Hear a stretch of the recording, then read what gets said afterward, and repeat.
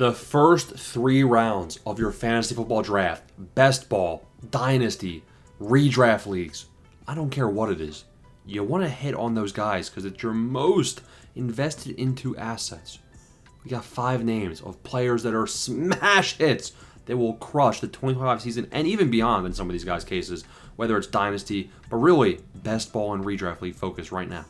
These are 5 names that you're not going to want to pass on at all this season. Name number 1, pretty obvious, the QB1, Josh Allen. Josh Allen since 2020, listen to this, QB3, QB1, QB3, QB1, QB2. Say it with me, QB1, right? So in 2024, he was obviously the QB2, 22.29 PPR points per game. He's basically been around the 23, 24, 22 PPR points per game ever since 2020. And also, guess what? He hasn't missed any games. 16 games in 2020, and then 17 games ever since, every single season.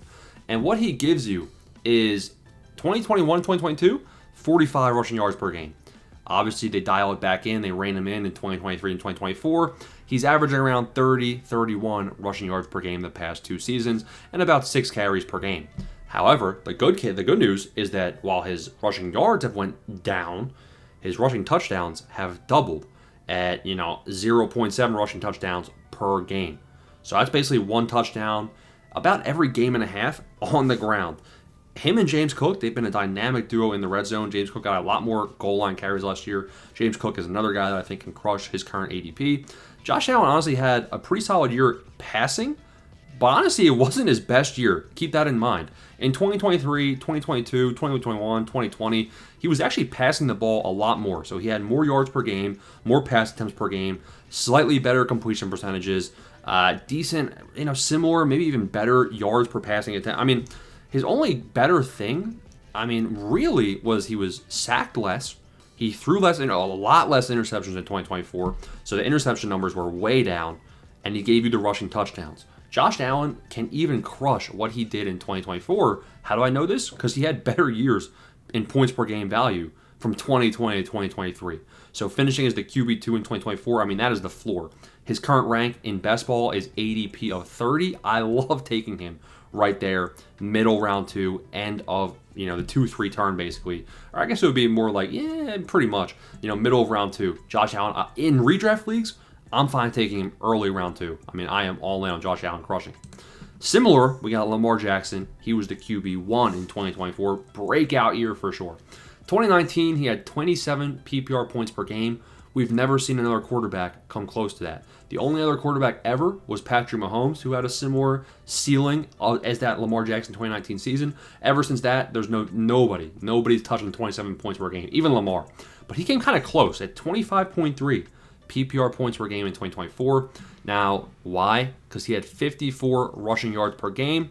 He had about 1 touchdown on the ground every 5 games, so his rushing touchdowns actually wasn't that great. Like in 2019, he was averaging 1 touchdown every 2 games, whereas last year it was 1 touchdown every 5 games. He wasn't getting sacked as much. He was airing the ball out, though. He was throwing the ball a lot further downfield. He was getting more touchdown passes. In 2019, he had 2.4 passing touchdowns per game. Guess what he had in 2024? 2.4 passing touchdowns per game. So really the only reason he didn't match the 2019 season is because in 2019, he was averaging 30 more rushing yards per game and double the amount of rushing touchdowns per game while maintaining the passing yards. So, Lamar Jackson, he did increase his passing yards per game from 208 to 245 from that 2019 to 2024 season. I think we could see him maintain this for sure heading forward in the next couple of years. So Lamar Jackson is another easy pick right next to Josh Allen.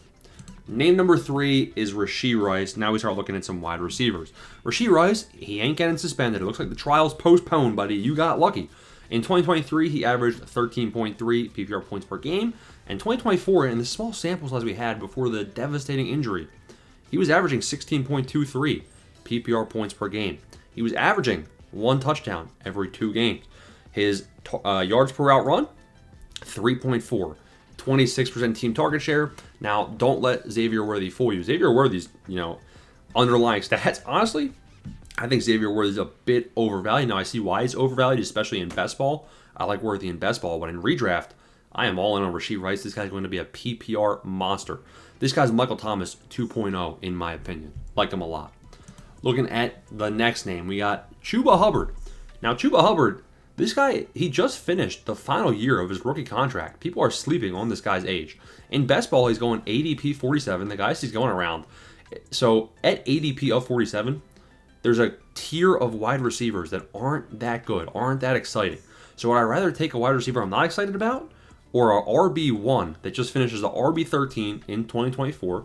He played the most snaps of his career at 77%, 17 carries a game, 80 rushing yards a game. His yards per attempt was one of the highest of his career at 4.8. He had a receiving role with 3 receptions per game, 12% team target share. I mean, they bring in Rico Dowdle, not that concerned. Jonathan Brooks is out. They bring in a draft pick with Etienne's brother. So I'm not that concerned about Chuba Hubbard's role declining. If anything, I think there's a better chance for him to get some more touchdowns with an improved Carolina Panthers offense. So I'm smashing his ADP. Last name, Breece Hall. Now, Breece Hall will potentially get less receiving work. Justin Fields coming in there is going to kind of cap the receiving role of Breece Hall, but it's also going to increase his rushing role. What have we seen every single year? The Ravens have one of the best backfields. Gus Edwards, J.K. Dobbins, who cares who it is? Because you know what they do? The linebackers, they stack the box, and when you have Lamar Jackson that can pull it and run, the linebackers are forced to stay back a little bit. They're not able to sprint, get that head start, and kill the running back.